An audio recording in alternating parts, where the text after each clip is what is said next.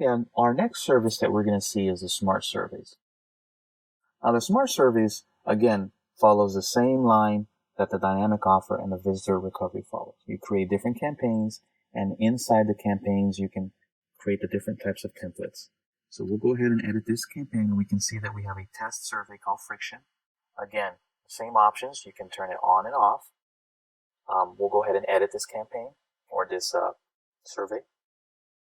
And the first option, of course, you set up your target list, the many different options of setting up different triggers for the survey, first-time visitors, referred from, landed on page, etc., etc. The next section is the property section, so you can set specific triggers, trigger properties. You can set up teasers, you can set different types of positions for the survey, etc., etc. And we even provide you a CSS window if you want to change the color elements of the survey. But the meat of the survey is the content. The first thing that you need to do is create a question. For this test, we created the first question, which is the icebreaker. The icebreaker has this specific property. Here you can ask a question. Do you like our website? And you even can type a description for the question. Now, in the survey, you can create different types of elements. In this case, we have a text box element.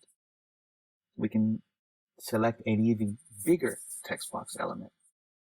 We can do single questions, which basically are radio buttons. And we would have to create an answer list. So, for example, on this radio button, this answer is number 0. Then we can change it to say something else, like yes. And then we can add another different answer that says no. We can also then choose a date element.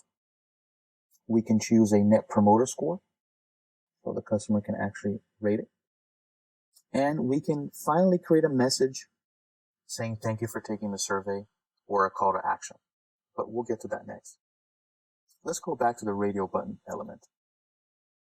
So right now we have a survey asking him, do you like our website, yes or no? Now, if we go ahead and click on yes, and we hit continue, the survey is done. We need to create more elements. We need to create a second micro survey. So how we do that is we basically create a second question. Let's call this thank you. We'll go ahead and add it. And right now we have 2 questions, icebreaker and thank you. We can always go back to icebreaker, and we can always continue to thank you. Now the thank you is basically just a landing page that says thank you for filling out the survey.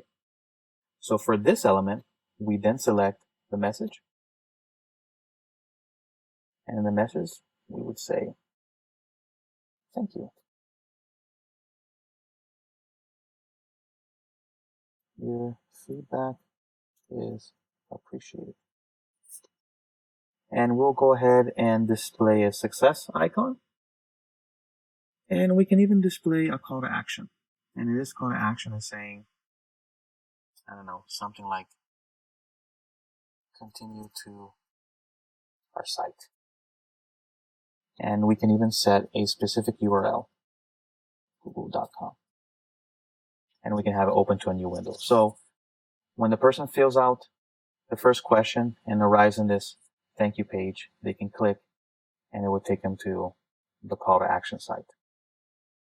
But we now need to tell the first start question, which is icebreaker, to go to the thank you page. And how we do that is we can select it from the main element of icebreaker, or we can say, if this person's answer is yes, we want to continue to the thank you page. If they answer no, and they hit continue, they will go nowhere, right? But if they select yes, and they hit continue, they then go to the page, and then into the call to action. Once you create your surveys and your visitors start using it, you want to check out the results. Go to Smart Surveys and click on Dashboard. Here is your survey dashboard. You will see your answer list, your questions, your results. You can filter these results by date, by operating system, by browsers. You can filter the results by pages. So if you have multiple pages where your surveys are appearing, or you can filter it by individual responses.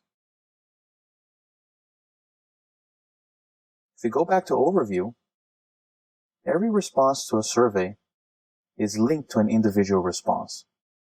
So in this case, user ID 70, which of course is anonymous, filled out this survey on September 7th.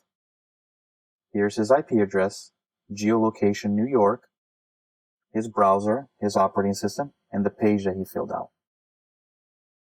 Here are his individual response. And you can click on next and previous to see different individual response. If you see something that you like, or if you have an overview that you would like to share with a colleague, simply click on the share report. A link will appear. Copy this link, send it to anybody that you want. Once they click on the link, they will get an exact replica of this survey. They do not need to log in to see it. You can also jump from multiple surveys so you can see the different results.